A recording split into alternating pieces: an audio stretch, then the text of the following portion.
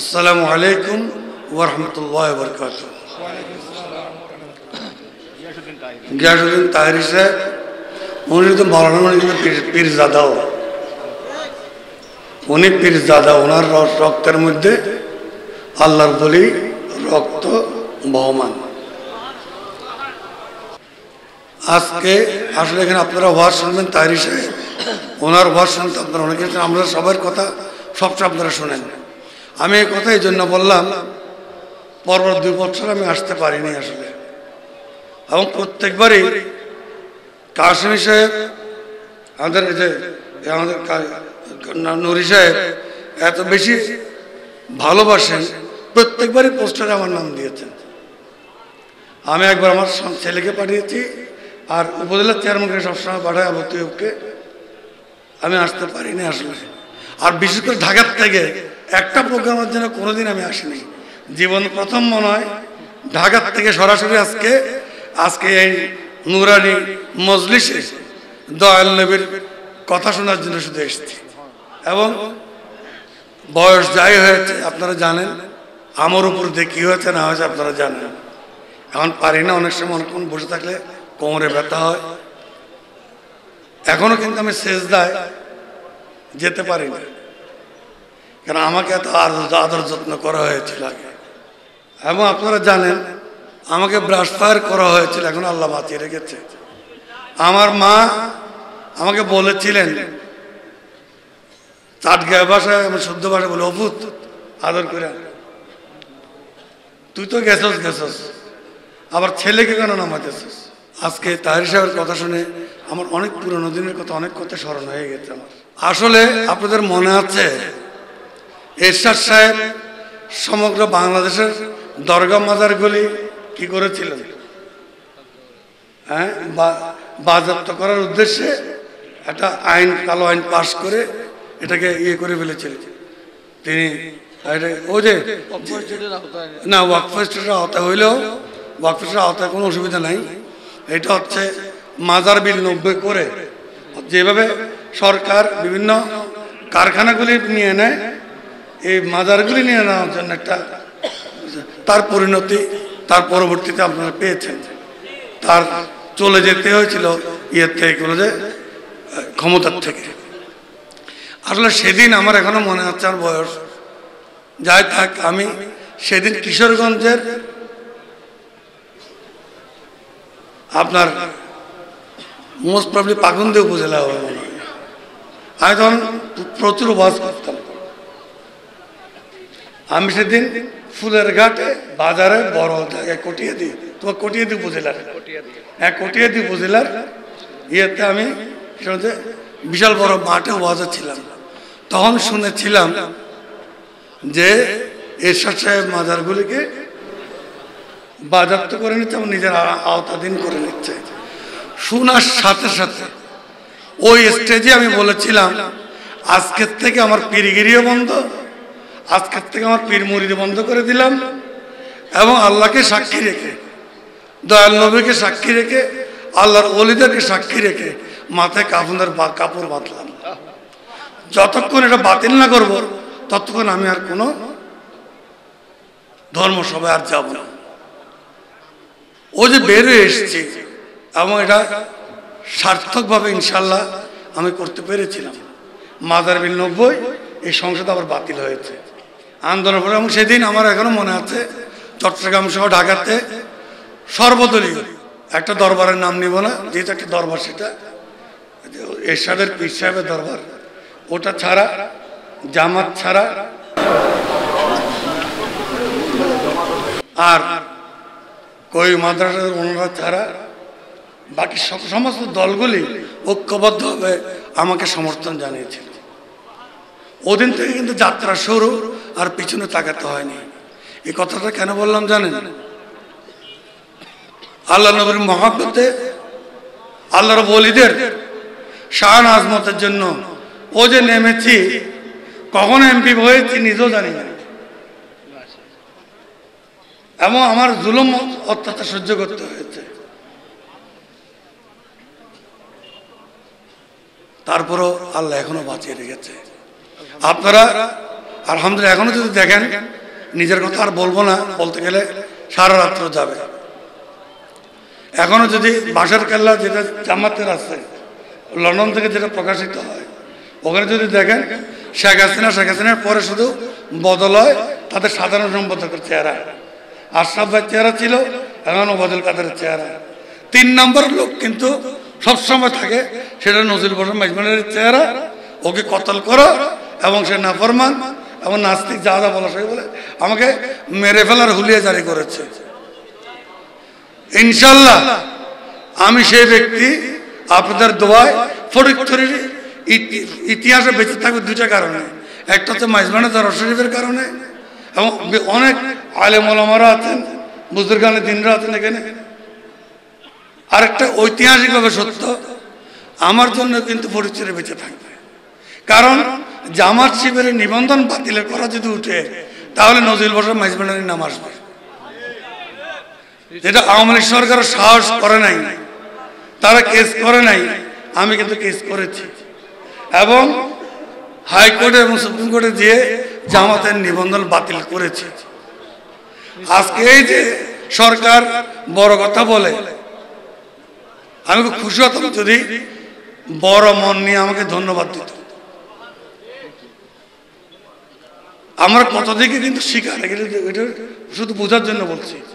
এক জায়গা না, আপন জায়গাতে আমরা কিন্তু অবহেলার শিকার।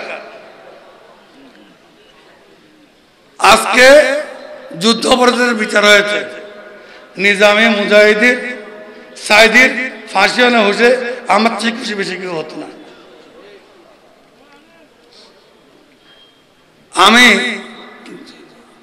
এটা কিন্তু সরকার চাক বা না চাক, আমাকে এখান থেকে বাদ দেওয়ার উপায় নেই। কারণ আমি সেই ব্যক্তি, যে ব্যক্তি একইভাবে আল্লাহ নবীর সাথে যখন গোলাম আজমের তুলনা করা হলো, তরিকত পাঠানোর পক্ষ থেকে যেমন জামাতের নিবন্ধন বাতিলের কেস করেছিলাম হাইকোর্টে, একইভাবে জজ কোর্টে আমি কেস করলাম গোলাম আজম, নিজামী, মুজাহিদ এবং সাইদির বিরুদ্ধে। আমার কেসে নিজামী, মুজাহিদ, সাইদি গ্রেফতার হয়, সরকারের আওয়ামী লীগের কারো ইয়েতে গ্রেফতার হয় নাই, তরিকত পাঠানোর কেসে গ্রেফতার হয়েছে। আমি যদি মৃত্যুকে জয় করতে না পারতাম, ভয় পেতাম, তাহলে কিন্তু এই কেস করতে পারতাম না। আল্লাহর ওলির আশিকরা, আশিক রাসূলরা মৃত্যুঞ্জয়ী, মৃত্যুকে যদি জয় করা না যায়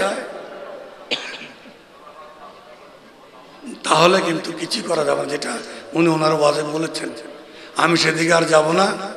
এই কথাগুলো এই জন্য বললাম, ইতিহাস কিন্তু এই আহলে সুন্নাত ওয়াল জামাতের পক্ষ থেকে, তরিকতের পক্ষ থেকে, আমি করি আর যে করি, আমি করলেও এটা তরিকত জগতের, এটা সম্পদ সুফি মতবাদের, এই সম্পদ আহলে সুন্নাত ওয়াল জামাতের, ঠিক কিনা? আজকে কেউ যদি বলে আপনারা কিছু করেন নাই, আমরা করেছি, এবং বেনিফিশিয়ারি হচ্ছে সরকার, এটার বেনিফিটটা পুরো পেয়েছে।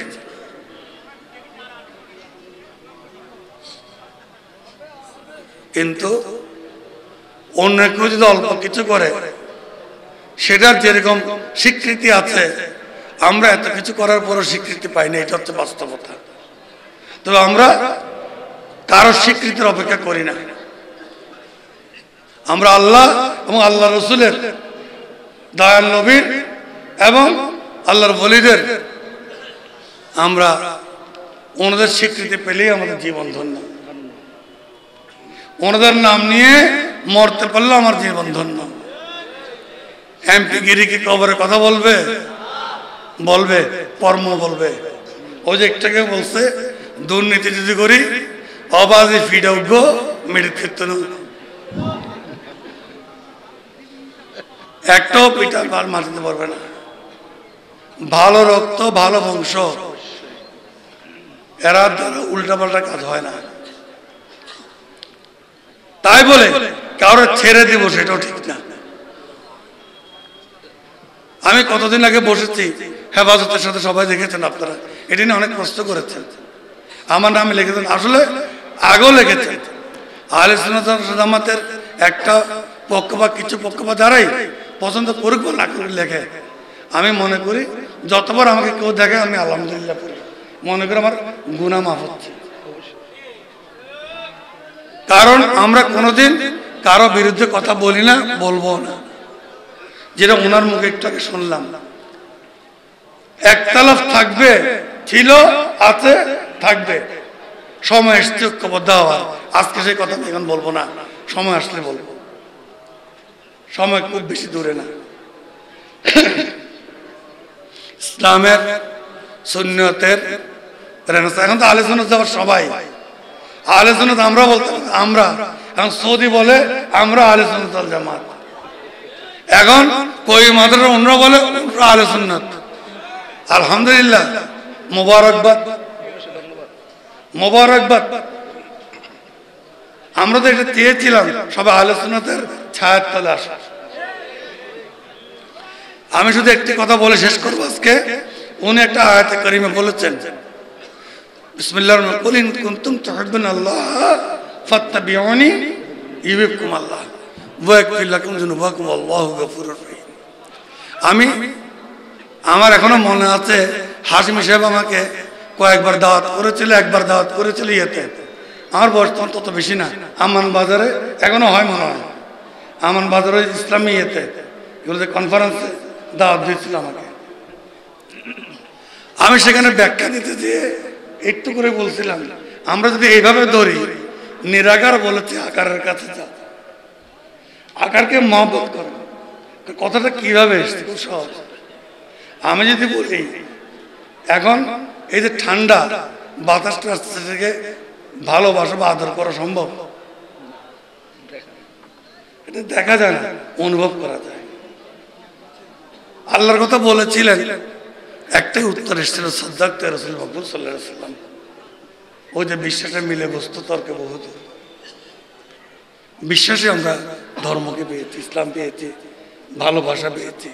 এবং আল্লাহ পাক যখন বলল আল্লাহর হাবিবকে ভালোবাসতে, আল্লাহ নবীকে ভালোবাসতে, তখন সবাই বলে উঠলো, ইয়া রাসূলুল্লাহ, কসম আল্লাহ, যদি তোমাকে ভালোবাসলে আল্লাহকে ভালোবাসা হয়, তোমাকে ভালোবাসলে গুনাহ মাফ হয়, আমরা অবশ্যই ভালোবাসতে পারবো। এইভাবে সিলসিলা চলে এসেছিল। উনি অনুরোধ করবো, পরে সিলসিলাটা যেন উনি অল্প করে টান দেয়। আমের ওয়াজে আমি গেলে আবার আসল কাজ হবে না। আর এখন পারি না, আমার এই গলা 4 বার অপারেশন করা, 5 বার অপারেশন হয়েছে, তার মধ্যে 4 বার এই যে ভিতর থেকে কেটে চেঁচে ফেলে দিয়েছে, যার জন্য সুর দিতে পারি না, গাইতে পারি না। কিন্তু আমার মুর্শিদ মাওলানা সৈয়দ শফিউল হোসেন হাসানী আল মাদানী কিবলা, তিনি আমার পিতা এবং আমার পীর। তিনি আমাকে একদিন হাক করতে বলেছিলেন, আমি হা করেছিলাম। আমার মুখে থুতু দিয়েছিল, দিয়ে বললো গিলে ফেল, এবং গিলে বলেছিলেন সেদিন। আমি গিলার পরে বলেছিল, যতদিন আওয়াজ থাকবে আল্লাহ, আল্লাহ রসুল এবং আল্লাহ রসুলের হক কথা বলে যাবে। যেদিন আওয়াজ বন্ধ হয়ে যাবে, শাগাত করবি না, সেজদা অবনত হয়ে বলবি, তুমি বন্ধ করে দিয়েছ, কথা বলতে পারছি না, আমাকে ক্ষমা করে দিও। হক কথা বলাটাই আমাদের কাজ। এইবার যেমন এই মাইক বন্ধ করার কথা আসে সংসদের কমিটিতে, এটা আপনারা দেখেছেন, সেখানে আমি একই কথা বলেছি, 2-4 জন বঙ্গবন্ধুর বিরুদ্ধে কথা বলে, ভালো কথা, তাদেরকে গ্রেফতার করুন, তারা তো চিহ্নিত। এবং কে কে কথা বলে, জামাতের কে কে কথা বলে আপনারা জানেন, তাদেরকে গ্রেফতার করবে না, ঢালাওভাবে আহলে সুন্নাত জামাত সহ সমস্ত মাদ্রাসা এবং সমস্ত ওলামা কেরামদের মাইক বন্ধ হয়ে যাবে, এটা হতে পারে না। আমি যখন দাঁড়ায় গেলাম, দাঁড়ায় বললাম যে আমি আজকে এই মুহূর্তে সংসদের কমিটি থেকে পদত্যাগ করব। প্রায় আধা ঘন্টা বাস বলবো না, তর্ক বিতর্ক হলো, রেকর্ড আছে। তখন আমাকে বললো, যদি মাননীয় প্রধানমন্ত্রী বলেন আমি উত্তর যা দিয়েছি মাইকে একই কথা বলতেছি, সরকার যদি আলেম ওলামাদের আমাদের মাইক বন্ধ করে দেন, সেদিন সংসদ থেকে এমপি গিরি ছেড়ে বেরিয়ে যাবে। আমার ইমানের থেকে আমার এমপি বড় কিছু না। আমার কবরে ইমান নিয়ে যেতে হবে, আল্লাহর নবীকে নিয়ে যেতে হবে, আল্লাহর কালামকে নিয়ে যেতে হবে, আল্লাহকে সাথে নিয়ে যেতে হবে। সেখানে আওয়ামী লীগ বিএনপি বা কারো নাম দিয়ে কোনো পরিচিত বিচার হবে না।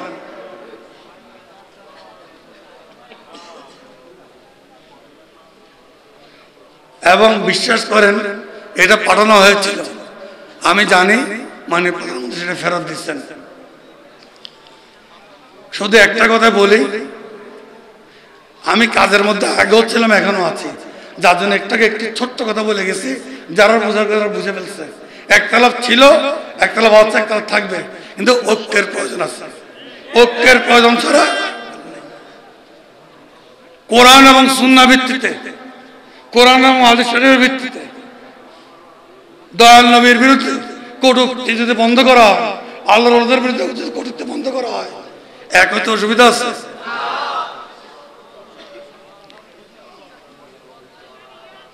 আকলমন্দকে ইশারায় কাফি, এর চেয়ে বেশি কিছু বলার প্রয়োজন নেই। আমি কাজ করে যাচ্ছি, সময় আসছে ইনশাল্লাহ কাজ হবে। আমি শুধু ওই যে বলবো, একটা কথা বলবো, প্রশ্ন করবো, আহলে সুন্নাতের তো সবচেয়ে বড় ঘাঁটি হচ্ছে চট্টগ্রাম, নাকি না? ঠিক কিনা? একটাকে বললেন না উনি, জান দিয়ে দিব, মহিষ গরু দিয়ে দিব। আমরা তরিকতপন্থী যারা আছে, আমরা একটু বেশি বলি, সবই মতবাদের, আমরা জীবন যৌবন সহ সব দিয়ে দিব, বউ বাচ্চাও ছেড়ে দিব।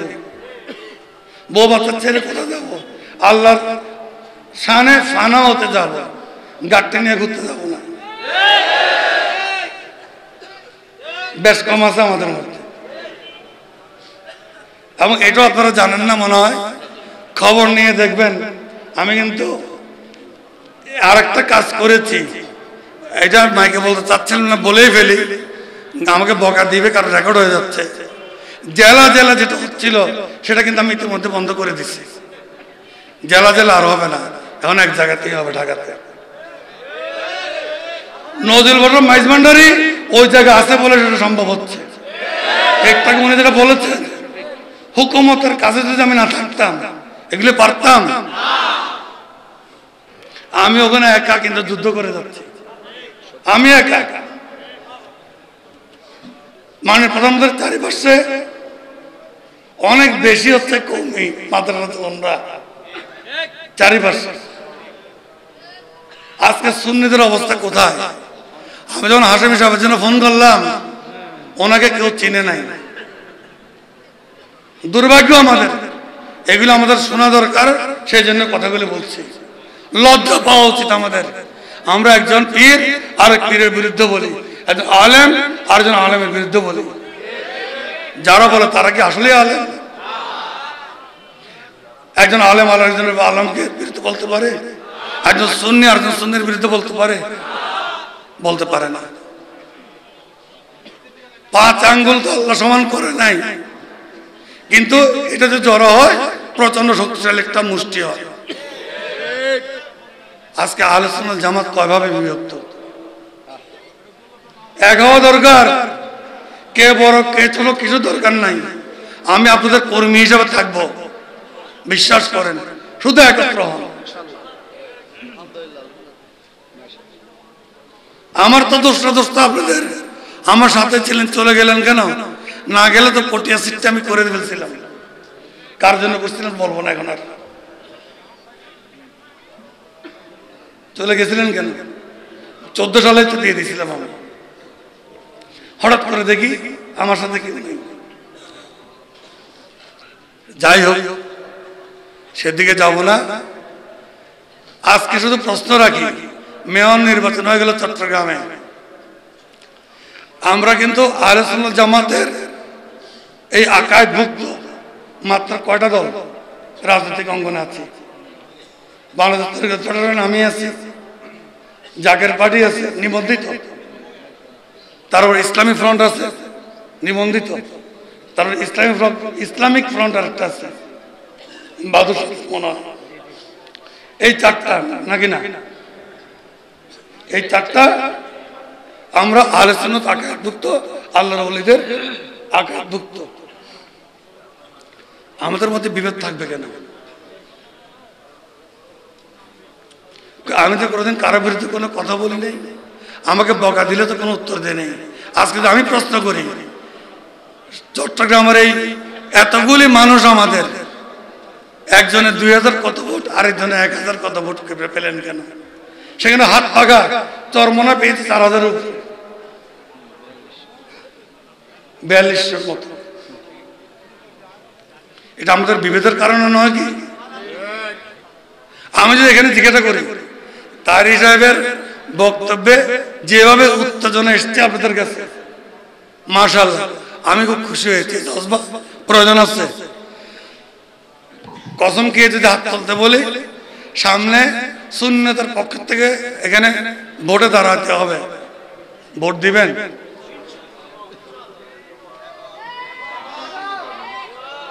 এটাই হচ্ছে বাস্তবতা, এটাই হচ্ছে বেশিরভাগ নৌকার ভোট এখানে যারা আছে, ঠিক না রে?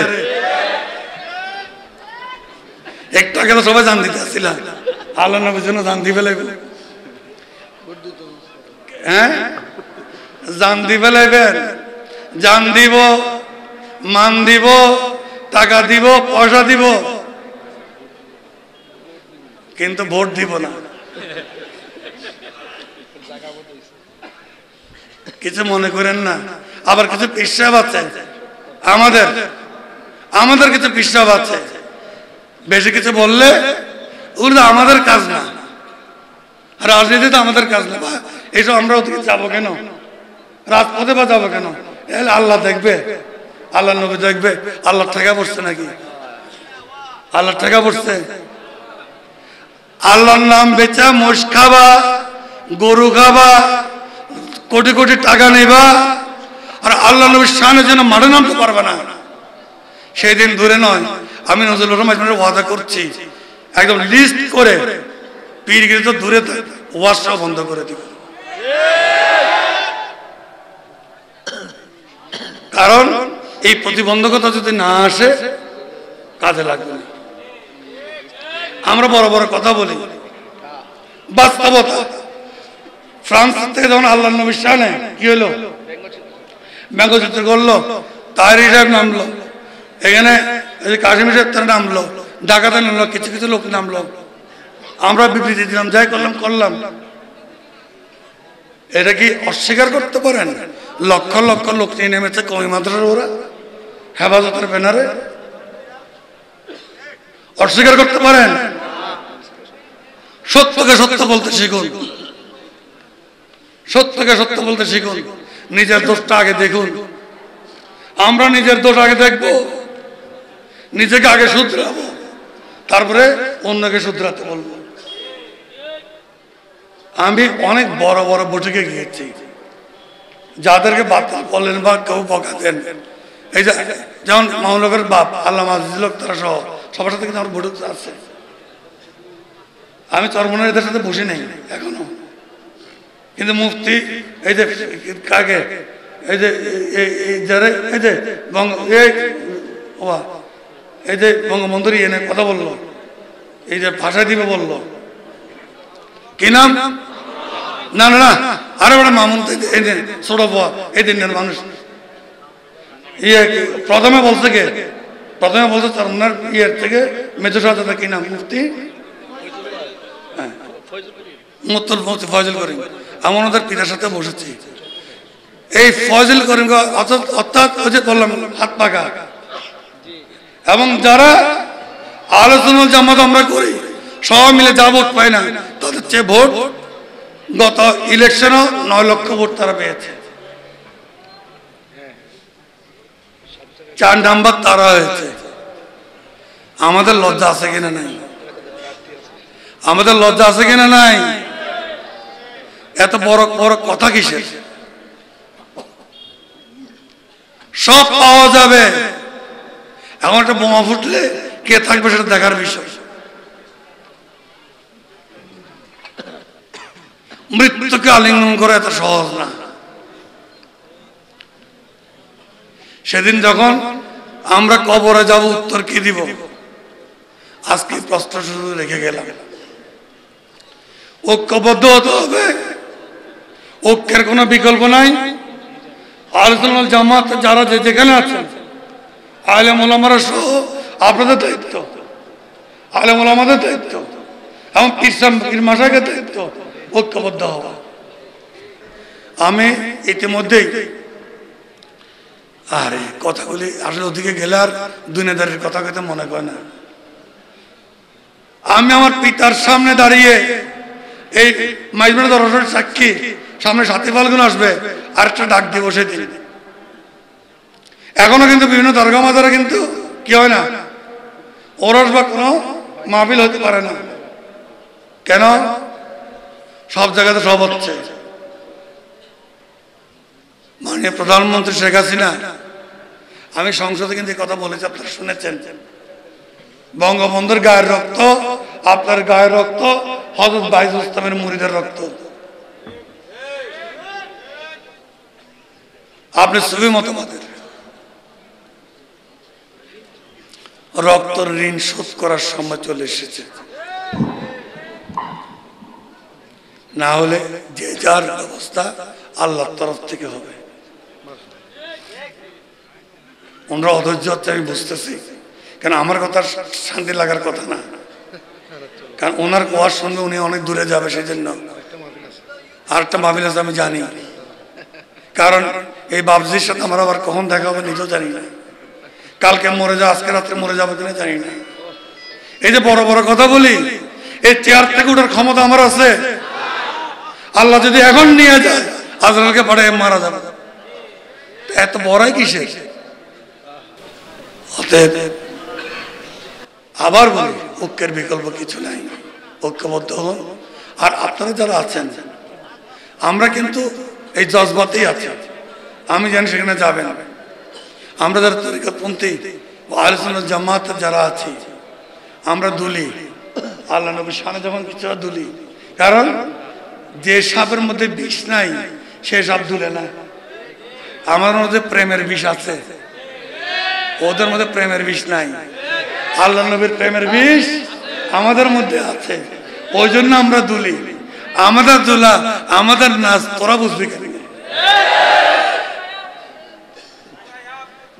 তাই এই কথা বলে আমি আশা করব আলেম ওলামারা এখানে যারা আছেন, যে যেখানে যাবেন, দয়া করে আপনাদের কাছে দাবি রইল, সমগ্র বাংলাদেশে আপনারা ছড়িয়ে পড়ুন।